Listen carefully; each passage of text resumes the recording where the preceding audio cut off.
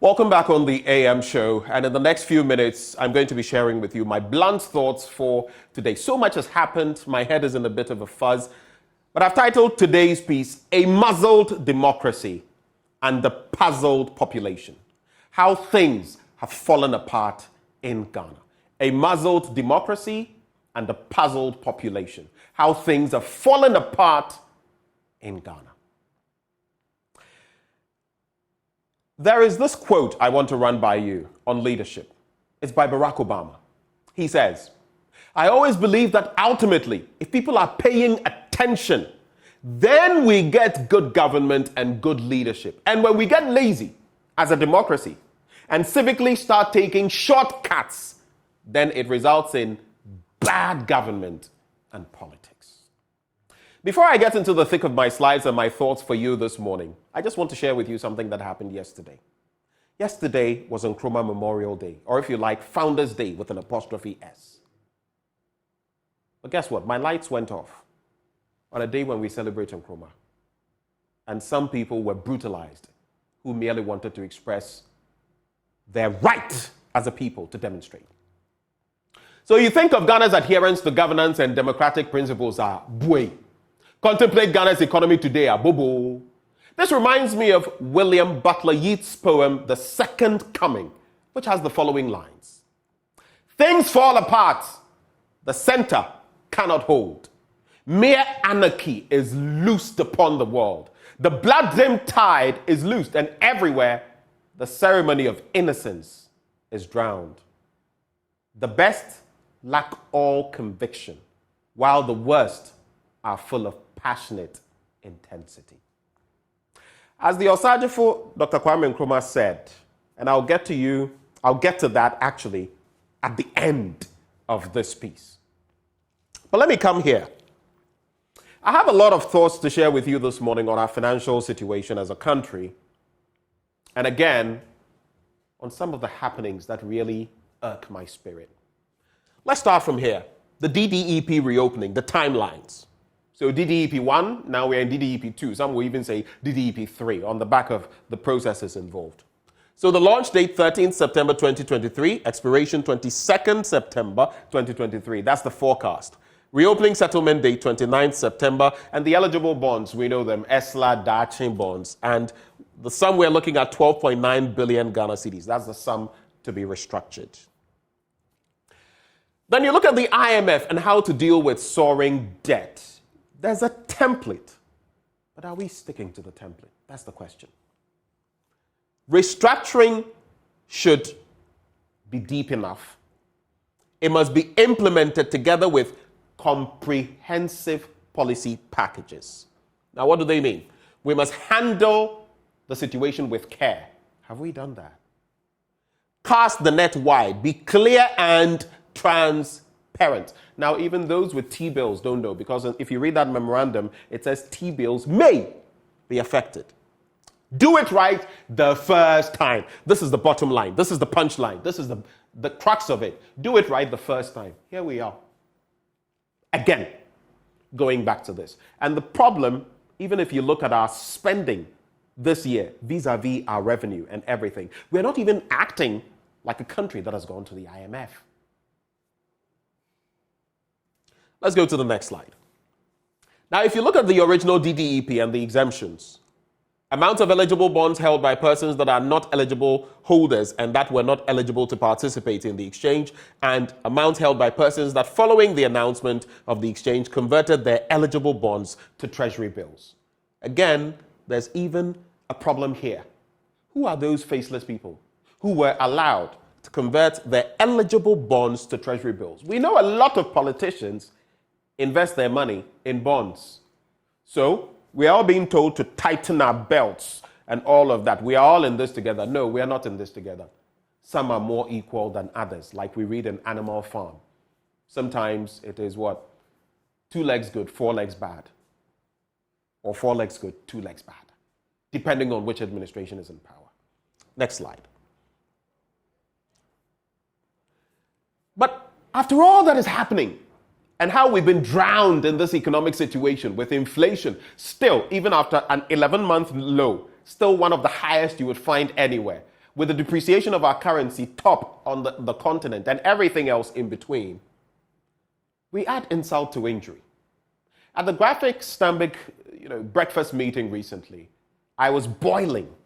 And so were some others, CEOs, business magnates, and other people in-house who shared messages with me about some of the things that were said. And here's why. This lady here, Eva Menz, Chief Director at the Ministry of Finance. This is what she had to say when we're talking about the DDEP and the malaise, economic malaise of our economy. We do not collect enough revenue compared to our peers. Sir? There is a disconnect between GDP and what comes to the state. Now, who calls them? Me? The ordinary guy on the street? Who controls that? You are the finance ministry. Half of revenue generated goes to pay salaries. That has been an age-old malaise. But why are you not solving it? It's becoming even worse. If some of you who followed yesterday's Kojoba Redu memorial lecture with Dr. Theo Champon, you are worsening the situation. This administration, you are. Ghanaians should pay their taxes so the society can develop. It's always easy to talk like this. Talk like that is very cheap. And here's why. Next slide. Let me quickly go to the next slide now. Look at this receipt. Okay? This is someone's, payment recently at a certain forum. Now, just to be brief, if you look at this sum of 493.69 cedis, this is actually what the bill is, 386 cedis.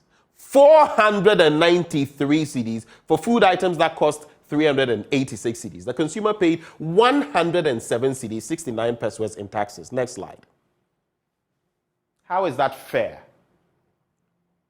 How? 107 cedis for something that costs just a little over 300 cedis. And we don't pay enough taxes. Are we aware of the taxes in other countries, energy among other matters, and how much they pay? And yet, what do they get? So if you want to do the comparative when it comes to taxes, then also compare what those jurisdictions get. Even when a cat is caught up in a tree, the fire service will show up.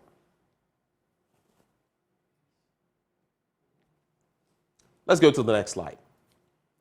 Then we hear from the president on the economy. It's difficult. I am the first to admit it. I have said it several times, but at the end of the day, I believe when the moment comes, Ghanaians will reflect on who best can get us out of this difficulty. In recent times, the president said this and I cringed. Do you know what this means? He is basically saying, wherever it is, my back case, whatever happens moving forward, let the next person who comes after me come and shoulder the burden. Mr. President, need I remind you that you still have 1 year and about 3 months to go? There is still time to do something. So if you've thrown in the towel at this point, I shudder to think what will happen between now and election 2024 in December. I shudder. Now, in terms of Cecilia Dapa, I just want to give you a bit of an update based on what the OSP has said. This is solely what the OSP has said. Of course, we've also heard from her lawyers, but there are some interesting bits in there. The Dead Brothers bank account is still actively sending money to Cecilia Dapa, according to the special prosecutor. Let me clarify. She could not prove the source of the millions of CDs she had, and recent transactions of 11,280 Ghana cedis was made in May 2023, although the brother died in January 2022. Funny things never stop happening in Ghana. This is a wonderful country. That's a miracle, right? Engaged in undisclosed and undeclared real estate business. Of course, her lawyers have said that she doesn't own, she's never been in the real estate business, and obscured and concealed transactions using aliases. Next slide. Again, this is where I'm going to wrap. So I've spoken about the economy and monetary matters. I just brought in the Cecilia Dapa bit because of recent happenings. But just to harness this bit before we wrap, in terms of what happened yesterday, it was shameful. And Mr. IGP, Dr. IGP, I've heard talk about, suggesting that you were not even aware of those happenings. And so, yes, you spoke to Bernard Mona. He was on my show this morning. You allowed him to go and just take Oliver Barker-Vormawor and others away. That should not have happened in the first place. Let me reiterate for you, Dr. IGP. Your police service, you are not a force, you are a service. You have absolutely no right. You don't give permission for demonstrations. Our constitution does that. You only guide, you help to protect the public peace. That's your job. And if people will break the law, supposedly, when there's supposedly an injunction, let them, but just go ahead and give the necessary protection. All you have to do is to file whatever. So they are in contempt of court. What you did was a breach. So don't now somehow come and appear like, oh, I wasn't in the know. Abba, really? I respect you. I love you. Those things should not be happening. Because if they continue, we are sure to give you a hard time. The demonstration was an unlawful assembly. How? Some 49 protesters were arrested. Actually, Bernard Mona says 56. He had to actually sign for them. The arrest was based on flagrant disrespect of the court process. Police disagreed with organizers on venue being a security zone. Next slide. I think this should be the... And in the midst of all of this happening in his country, I didn't hear a tweet, a peep from Mr. President. Oh yeah, he was at the UN. Yeah. Speaking, as always. We cannot continue to preach democracy and fairness around the world. We cannot insist on peace and justice around the world when our global organization is not seen by the majority of its members as having a structure that is just and fair. It is indeed seen by many as helping to perpetuate an unfair world order. Mr. President, if you look at the imbalance between the haves and the have-nots, the rich and the poor, the politicians, your administration, and the ordinary man, is it fair? Is it just? I'll leave you to reflect on that. But the final point I want to make is on the next slide, where Otumfuo Osei II says this, and it should be a warning, an awakening for our leaders. Military takeovers do not offer solutions. Agreed. The critical problem worrying Africans is the economy. True. Intellectual gifts and natural resources must be used to improve conditions inherited. True. But what else does he say at the end? He also warns that for African leaders, if you don't get things right, military escapades into governance will happen. So as the Osajifo Dr. Kwame Nkrumah said, as I end, we have awakened.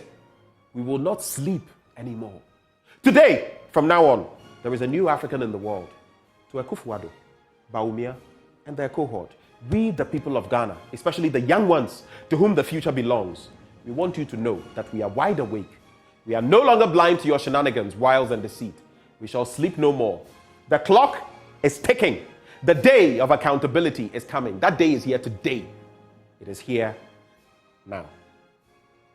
I hope you wake up. My name is Benjamin Akakpo. These are my blunt thoughts shared with you, raw, hot, unedited, undiluted. God richly bless Ghana and make her great and strong.